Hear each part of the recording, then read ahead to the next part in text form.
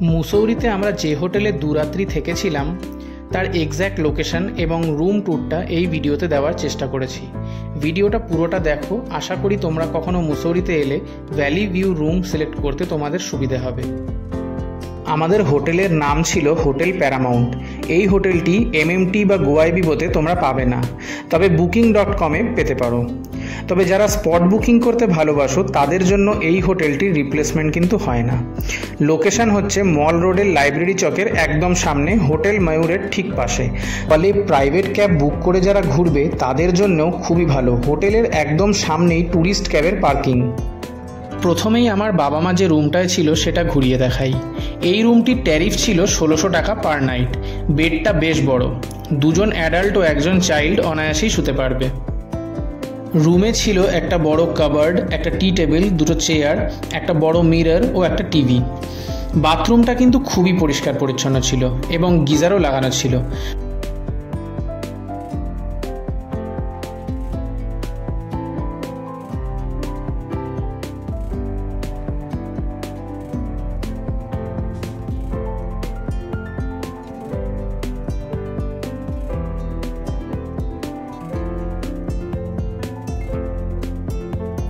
আর এই দেখো, জানলা খুললেই কিন্তু ঘরে বসে মল রোড ও দেরাদুন ভ্যালির সুন্দর দৃশ্য উপভোগ করতে পারবে।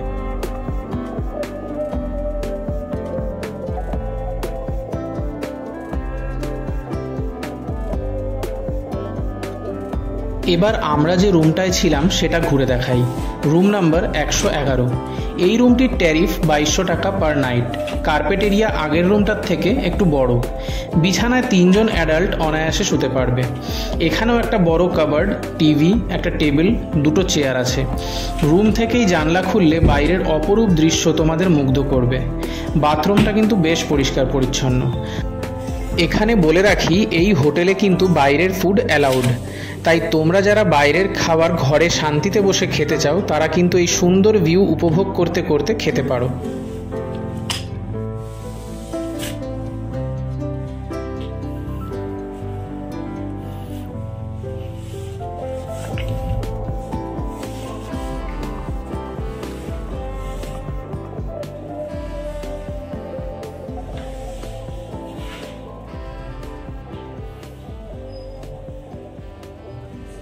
আর যার জন্যে এই রুমের ট্যারিফ একটু বেশি সেটা হচ্ছে এটার ব্যালকনি।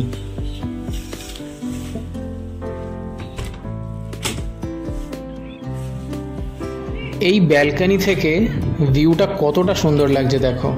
সত্যি এত কম টাকায় এরকম প্রাইম লোকেশনে এত সুন্দর ভিউওয়ালা হোটেল কিন্তু পাওয়া যায় না।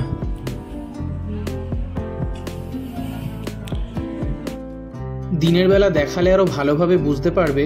এই লাইব্রেরি চকের একদম সামনেই হোটেলটা। ভিডিওটা থেকে যদি একটুও হেল্প হয়ে থাকে তাহলে প্লিজ চ্যানেলটা সাবস্ক্রাইব করে দিও।